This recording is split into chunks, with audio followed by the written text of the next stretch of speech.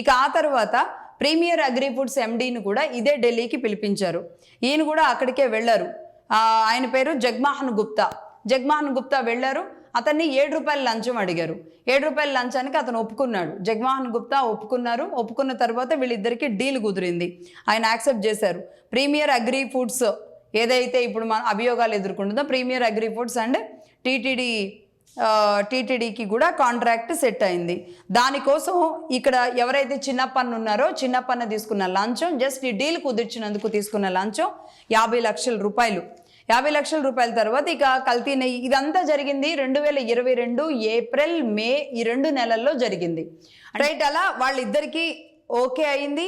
Premier agri foods and టీటీడీకి ఒప్పందం కుదిరింది. అలా ముందుకెళ్తున్న 2022 నుంచి 2023 వరకు అంటే వీళ్ళిద్దరూ ఫోన్లో టచ్లో ఉన్నారు 2022 నుంచి 2023 వరకు మే నుంచి ఇదే విధంగా ముందుకెళ్తూ ఉన్నారు. 7 రూపాయల లంచం చొప్పున ఆయన దాదాపుగా ఒక 50 లక్షల రూపాయలు ఓన్లీ జస్ట్ ఈ డీల్ కుదిర్చినందుకు ఒక 50 లక్షల రూపాయలు లంచం తీసుకున్నారు. ఇక్కడ దాకా బాగానే ఉంది.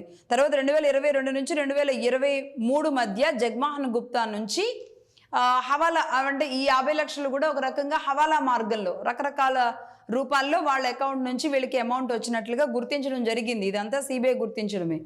రైట్, ఇక తిరుమల తిరుపతి దేవస్థానం టీటీడీ ప్రొక్రూట్మెంట్ జిఎం ఎవరైతే ఉన్నారో సుబ్రహ్మణ్యానికి కాల్ చేసి ఎవరెవరు మనకి నెయ్యి సరఫరా చేస్తున్నారు, సప్లై చేస్తున్నారు, వాళ్ళందరి నెంబర్స్ ఒకసారి ఇవ్వండి అనేది ఆయన తీసుకున్నారు అనేది సుబ్రహ్మణ్యాన్ని విచారించిన సమయంలో తెలుస్తుంది. అంటే వాళ్ళ దగ్గర ఈ నెంబర్లు తీసుకొని వాళ్ళకి కాల్ చేసింది చిన్నప్పన్ననే.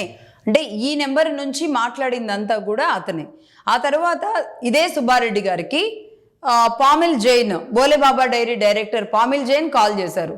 కాల్ చేసి నన్ను చిన్నప్పన్న లంచం అడుగుతున్నాడు అనే విషయాన్ని స్వయంగా సుబ్బారెడ్డికే చెప్పినట్లుగా పామిల్ జైన్ మొన్న సిట్కి ఇచ్చిన రిపోర్ట్లో సిట్ విచారణలో ఆయన చెప్పినట్టు తెలుస్తుంది. చెప్పినప్పుడు సుబ్బారెడ్డి గారు పట్టించుకోలేదు. ఎందుకు పట్టించుకోలేదు, ఆయన ఎందుకు దీన్ని కంప్లైంట్గా తీసుకోలేదో అర్థం కాలేదు. బట్ దీన్ని లైట్గా తీసుకున్నారు. అయితే ఇదంతా జరిగింది మేలో. దీనికి సరిగ్గా అంటే 16వ తారీఖున ఇదంతా జరిగింది. అంటే బోలే బాబా డైరీని క్యాన్సిల్ చేసింది మే 22న. దీనికి సరిగ్గా కొన్ని రోజుల ముందు 16న ఇతను ఎవరైతే చిన్నప్పన్న ఉన్నాడో చిన్నప్పన్న బోలేబాబా డైరీ మీద కంప్లైంట్ ఇవ్వడం జరిగింది. వెంటనే కంప్లైంట్ ఇవ్వగానే సుబ్బారెడ్డి గారు ఏం చేశారు, సుబ్రహ్మణ్యంకి కాల్ చేసి ప్రొక్రూట్మెంట్ జిఎం ఉన్నారు కదా ఆయనకి కాల్ చేసి బోలేబాబా దీన్ని క్యాన్సిల్ చేయమని చెప్పారు. రైట్, క్యాన్సిల్ అనేది అయిపోయింది అని చెప్తున్నారు. ఇక ఆ తర్వాత 2022 ఏప్రిల్ మేలోనే కమిషన్ ఏజెంట్ పిపి శ్రీనివాస్తో చిన్నప్పన్న ఇదే నెంబర్ నుంచి కాల్ చేశారు అనేది ఇంకొక ప్రస్తావన వచ్చింది. రైట్, అంటే పామిల్ జైన్ కంప్లైంట్ డైరెక్ట్గా సుబ్బారెడ్డి గారికి వెళ్ళింది. సుబ్బారెడ్డి గారు ఏం చేశారు, సుబ్రహ్మణ్యాన్ని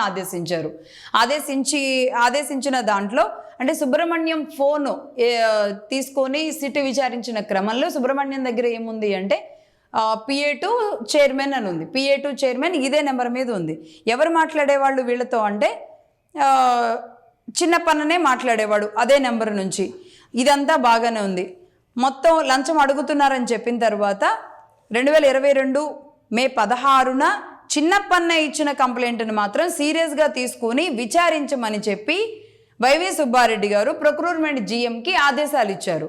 అదే బోలేబాబా కంపెనీకి సంబంధించిన పామిల్ జైన్ 25 రూపాయలు మీ పేరుతో మీ పిఏ అని చెబుతున్న వ్యక్తి కంప్లైంట్ మమ్మల్ని లంచం అడుగుతున్నాడు అన్నప్పుడు సుబ్బారెడ్డి గారు పట్టించుకోలేదు.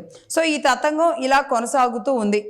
మొత్తానికి ఇది ఎక్కడి వరకు చేరుకుంది, ఈ నెంబరే ఎందుకు ఇప్పుడు ప్రత్యేకమైంది, ఈ నెంబరులో చిన్నప్పన్న వాడా ఈ నెంబర్ని? అయితే ఈ నెంబర్ని చిన్నప్పన్ననే వాడారు, చిన్నప్పన్నే పూర్తిగా వాడారు. అంటే ఎవరికి కాల్ చేసినా సరే, అంటే అది బోలేబాబా డైరీ డైరెక్టర్కి కాల్ చేసినా ఈ నెంబరే వాడారు, ప్రీమియర్ అగ్రి ఫుడ్స్ వాళ్ళకి ఈ నెంబరే వాడారు, సుబ్రహ్మణ్యంకి ఈ నెంబరే వాడారు, అలాగే కమిషన్ ఏజెంట్ పిపి శ్రీనివాస్తో కూడా చిన్నప్పన్న ఇదే నెంబర్ నుంచి మాట్లాడారు అనేది పూర్తి ఆధారాలతో మరి సిట్లో ఈ నెంబర్ అనేది ప్రత్యేకంగా చిన్నప్పన్న విచారణకి సంబంధించిన డేటాలో ఈ నెంబర్ ప్రధానంగా ఉంది. సో ఈ నెంబరే అసలు కీలకంగా మారింది. ఈ నెంబర్ ఎవరు ఇంకెక్కడ వాడారు అంటే ఇప్పుడు ఒకసారి స్క్రీన్ మీద ప్లే చేయండి. ఇది ఇప్పుడు కొత్తగా తెర మీదకి వస్తున్న అంశం. బట్ తెలియాలి, ఇది YSR Congress party no confidence మోషన్ని మూవ్ చేసినప్పుడు ఎప్పుడు 15వ తారీఖు 3వ నెల 2018లో దీనిని జగన్మోహన్ రెడ్డి గారు మేము బీజేపీ ప్రభుత్వం మీద రాష్ట్రానికి ప్రత్యేక హోదా విషయంలో అలసత్వం ప్రదర్శిస్తున్నందుకు మేము ప్రత్యేక హోదా మీద కట్టుబడి ఉన్నాము, మేము అవిశ్వాసం పాస్ చేస్తున్నాము అంటూ 15వ తారీఖు 3వ నెల 2018లో ఆయన ఒక ట్వీట్ చేశారు. ఆ ట్వీట్కి ఏం జతపరిచారు? మెంబర్ ఆఫ్ పార్లమెంట్గా ఉన్న వైవి సుబ్బారెడ్డి గారు, లోక్సభ మెంబర్ ఆఫ్ పార్లమెంట్గా ఉన్న వైవి సుబ్బారెడ్డి గారు ఇచ్చిన లెటర్ ఏదైతే ఉందో ఆ లెటర్ని సెక్రటరీ జనరల్ లోక్సభకి ఆయన ఏ లెటర్ అయితే పెట్టారో ఆ లెటర్ని కూడా అటాచ్ చేస్తూ ఆయన ట్వీట్ చేశారు. ఇక్కడే అసలు మతలబు ఉంది. ఆల్రెడీ మీరు చూసారు. ఒకసారి ఆ లెటర్ కిందకి వెళితే గనక ఆ లెటర్లో ఫస్ట్ నెంబర్ వైవి సుబ్బారెడ్డి గారు తన ఆఫీస్ నెంబర్గా ఇచ్చిన నెంబర్ ఏదైతే ఉందో, ఒక మెంబర్ ఆఫ్ పార్లమెంట్గా ఉన్న ఆయన ఇచ్చిన నెంబర్ ఏదైతే ఉందో అది చూడొచ్చు. First number 9542419999. ఈ నెంబరు ఆయన నెంబర్గా అక్కడ ఉంది. ఇది ఎప్పుడు జరిగింది? 2018లో జరిగింది. 2018లో ఎందుకు అంటే 2018లోనే నో కాన్ఫిడెన్స్ మోషన్కి ఫస్ట్ వైసీపీ దీన్ని తీసుకురావడం, మీరు తీసుకొస్తే మేము తీసుకొస్తాము, మేము కూడా మీ పక్షాన్ని నిలబడతామని రాష్ట్రం కోసం చంద్రబాబు నాయుడు గారు అధికారంలో ఉండి ప్రతిపక్షం అవిశ్వాసం పెడతాను అంటే దానికి మద్దతు ఇవ్వడానికి కూడా రెడీ అయిపోయారు. ఆ సమయంలో అంటే బీజేపీ మాకు ఇవ్వట్లేదు, ప్రత్యేక హోదా రావట్లేదు అన్న ఒక బాధలోనో లేదంటే వాళ్ళ మధ్య వచ్చిన డిఫరెన్సెస్ రాష్ట్రానికి తెచ్చుకోలేకపోతున్నాం అన్న విషయంలోనూ ఏదో ఆయన చేశారు. అదేవిధంగా జగన్మోహన్ రెడ్డి గారు కూడా అంతే ఫైర్గా అందరం కలిసి ఎంపీలు వెళ్ళి నిలబడదాం అనే వరకు ఒక మంచి వాతావరణం వచ్చింది. అందరూ కలిసి పనిచేస్తారేమో ఆంధ్రప్రదేశ్ కానీ ఆ సమయంలో అనుకున్నారు. ఎందుకు నేను ఇంత పర్టికులర్గా గుర్తు చేస్తున్నాను అంటే 15వ తారీఖున వీళ్ళు ట్వీట్ చేస్తే సరిగ్గా మార్చి 18కి పార్లమెంటులో పెట్టాల్సి ఉండే. ఆ రోజు ఉగాది ఆదివారం కూడా రావడం వల్ల ఆ రోజు క్యాన్సిల్ అయ్యి 19వ తారీఖు మార్చి నెల సోమవారం రోజు నో కాన్ఫిడెన్స్ మోషన్ని పాస్ చేయడం జరిగింది. ఆ తర్వాత వైసీపీ డ్రాప్ అయింది. ఆ తర్వాత టీడీపీఏ అవిశ్వాసం పాస్ చేసింది, వైసీపీ చేసింది. సరే గందరగోళం అయింది. ఎందుకంటే ఆ సమయంలో నేను అక్కడే ఉన్నాను పార్లమెంట్ దగ్గర. ఒక ఆంధ్రప్రదేశ్ నుంచి నో కాన్ఫిడెన్స్ మోషన్ జరుగుతున్న క్రమంలో అక్కడ నేను పార్లమెంట్ దగ్గర రిపోర్టింగ్లో ఉన్నాను ఆ రోజు. అందుకని అక్కడ డేట్స్తో సహా గుర్తుంది.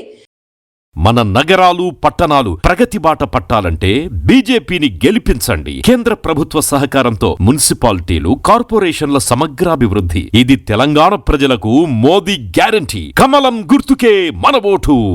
Save Telangana. Vote for BJP.